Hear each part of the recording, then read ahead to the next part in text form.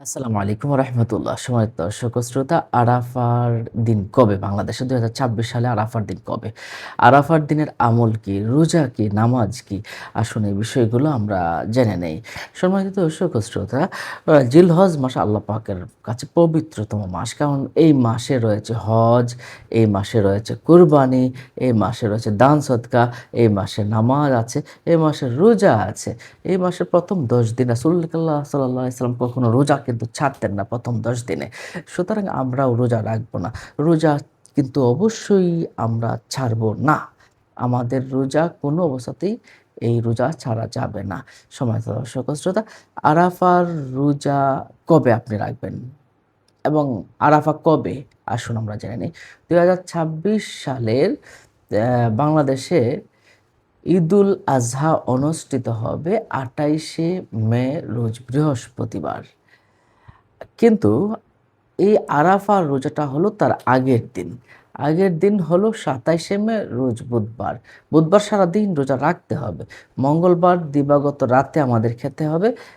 আর বুধবার সারাদিন রোজা রাখতে হবে। তারপরের দিন হলো কোরবানির দিন। আমরা কোরবানি করব ইনশাআল্লাহ। ওই দিন রোজা রাখা সম্পূর্ণ হারাম। সম্মানিত দর্শক ও শ্রোতা, তাহলে জিলহজের ৯ তারিখে আমরা বাংলাদেশে ইনশাআল্লাহ আরাফার রোজা রাখবো। এখন প্রশ্ন হতে পারে যে আরাফার দিনে, হজের দিনে যারা ওখানে অবস্থান করে তাদের সাথে মিল রেখে রাখবো কিনা? দেখুন, বাংলাদেশ সরকার কর্তৃক ঘোষিত রয়েছে চাঁদের উদয় অস্তের, সূর্যের উদয় অস্তের তারতম্য রয়েছে বিধায় ভৌগোলিক কারণে আমাদেরকে আমাদের তারিখে রোজা রাখতে হবে। হুম, সম্মানিত দর্শক ও শ্রোতা, তাহলে আমরা কয় তারিখে রাখবো? জিলহজের ৯ তারিখে ২৭শে মে রোজ বুধবার সারাদিন আমরা রোজা রাখবো ইনশাআল্লাহ। অ্যা তো এই রোজা এবং এই দিনের ফজিলত কি? এই দিনের ফজিলত আল্লাহ সুবহানাহু ওয়া তাআলার কাছে অত্যধিক। এই দিন আল্লাহ পাক রব্বুল আলামিন এত পরিমাণ মানুষকে ক্ষমা করে দেন। আল্লাহু আকবার, আল্লাহু আকবার। শয়তান তার চুল ছিঁড়তে থাকে আর বলতে থাকে, "আল্লাহ, তুমি তো সব মানুষকে ক্ষমা করে দিচ্ছ।" তাহলে এই দিনে যারা মাগফিরাত, ক্ষমা চায়, আল্লাহ পাক তাকে ক্ষমা করে দেন। আর এই দিনে দোয়ার বিষয়ে রাসূলুল্লাহ সাল্লাল্লাহু আলাইহি ওয়াসাল্লাম বলেছেন, "খায়রু দুআউ ইয়াউমু আরাফা।" সবচেয়ে উত্তম দোয়া হচ্ছে আরাফার দিনের দোয়া। রাসূলুল্লাহ সাল্লাল্লাহু আলাইহি সাল্লাম এই দিনে একটা দোয়া খুব বেশি করে করতেন।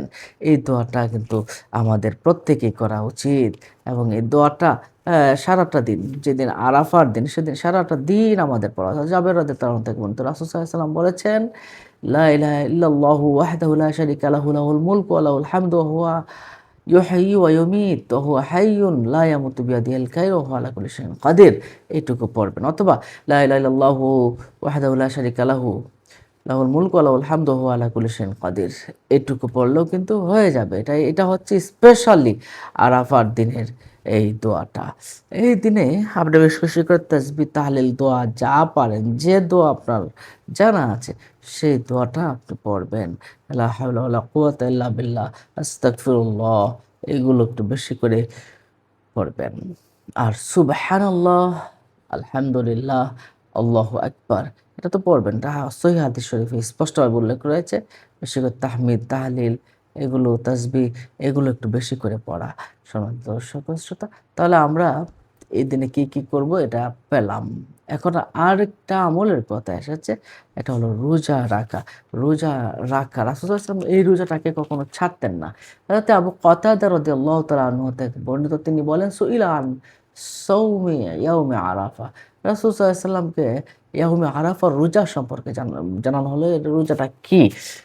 ফাকালা, তিনি বললেন, ইউকাফিরা সানাতাল মাজিয়া ওয়াল বাকিয়া। ১ বছর আগের গুনাহ এবং ১ বছর পরের গুনাহ আল্লাহ পাক রব্বুল আলামিন মাফ করে দেন। সহিহ মুসলিম শরীফের ১১২৩ নম্বর হাদিস শরীফে এই হাদিসখানা এসেছে।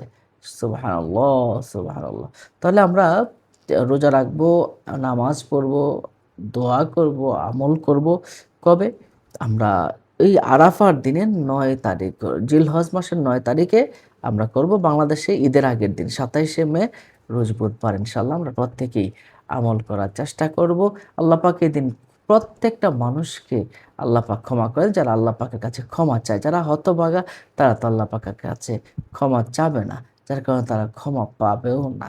সুতরাং আল্লাহ পাকের দরজা যেহেতু খোলা থাকে, তাহলে আসুন আমরা প্রত্যেকেই এই দিনে বেশি বেশি দোয়া, তওবা, ইস্তেগফার পড়ি। আল্লাহ আমাদের ভালো রাখুন।